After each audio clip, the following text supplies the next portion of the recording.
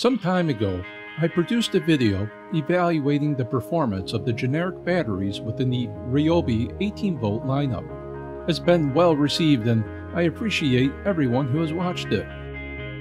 Today we're going to review the 40-volt battery, again from a generic manufacturer. We'll be evaluating the 6 amp hour battery from Ryobi. At the time of ordering, the battery cost approximately $55. And we'll compare it to both the 4 amp and 6 amp hour batteries from Ryobi. I expect that everyone already knows the answer to the question.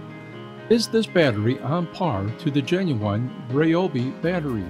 It's rational to expect that it's not going to be equal in performance, but what is the difference? And that is what this video will share. Let's first do a quick comparison to the battery's weight. We'll first start with the two Ryobi batteries. The 4 amp hour battery weighs in at approximately 3 pounds and 1 ounce, and is followed by the 6 amp hour at 4 pounds and 6 ounces. Now, I'll place the generic battery on the scale. We see that it comes in at 2 pounds and 10 ounces, which is much less.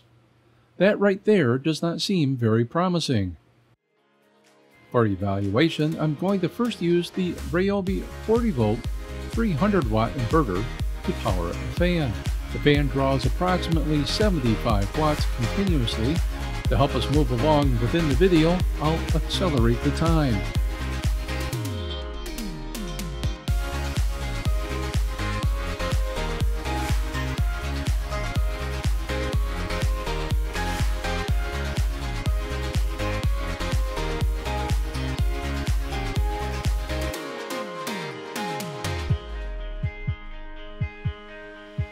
As expected, the supposedly generic 6 amp hour battery drained the fastest and falling short of the 4 amp hour battery from Ryobi at nearly 1 hour and 16 minutes.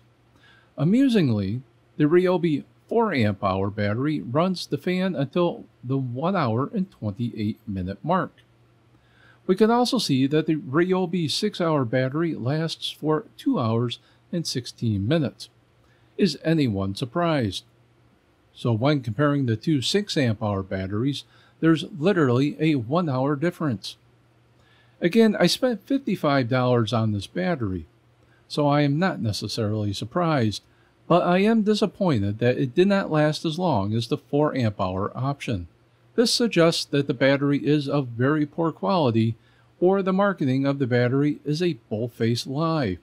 Perhaps, and most likely, both.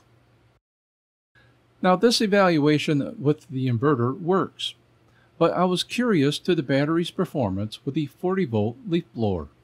Since yard cleanup is time-consuming, the longer the battery lasts, the more we can accomplish. In this evaluation, we'll look at both the generic and Ryobi 6 amp hour battery. Again, the results are no surprise. Let's review them. The generic 6 amp hour battery operated the blower for a whopping 19 minutes and 5 seconds, followed by the Ryobi battery at 29 minutes and 50 seconds. This is a difference of 56%. On its face alone, the generic battery is a great disappointment. And honestly, after Bailey has been in the backyard for a while, and if the generic battery had accidentally fallen to the ground, I don't know if one could find it, mixed in with all the similar items. At this rate, they might as well slap a 100 amp hour capacity on the batteries, since the results will be the same. However, I knew to expect all this before I bought the battery. I just didn't know how much of a difference it would be. Let's speak to a positive though, and that is the price. It's low, and knowing that it's a good practice to have multiple batteries in our inventory, is it rational to purchase these knockoffs? If your lawn care has gone fully electric with a mower, trimmer, and blower, the last thing you want to experience is being nearly completed with a weekend chore, only to be incomplete while you wait for a battery to charge.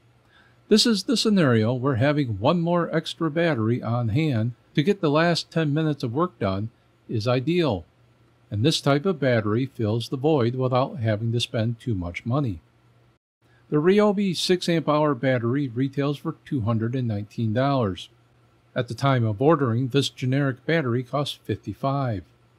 This is a price difference of $164, or 75%.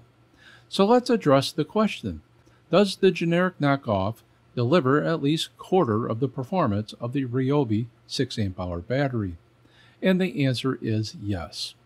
If it's a matter of runtime per dollar spent, the consumer should go ahead and purchase the generic battery. However, it would be nice if the manufacturers were honest and call the battery what it is, and that is a 2, maybe a 3 amp hour battery.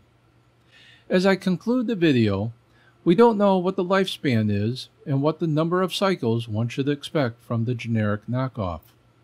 It's fair to say that it's less than the OEM batteries.